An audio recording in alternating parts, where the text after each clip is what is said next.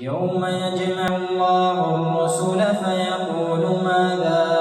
أجبتم قالوا لا علم لنا إنك أنت علام الغيوب. إذ قال الله يا عيسى ابن مريم اذكر نعمتي عليك وعلى والدتك إذ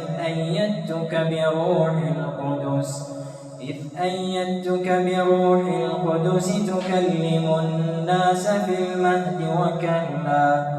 وإذ علمتك الكتاب والحكمة والتوراة والإنجيل وإذ تخلق من الطين كهيئة الطير بإذني فتنفخ فيها فتكون طيرا بإذني وتبرئ الأكمه والأبرص بإذني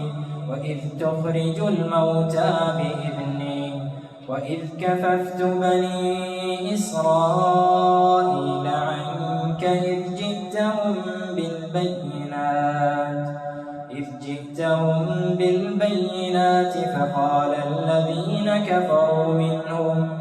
فقال الذين كفروا منهم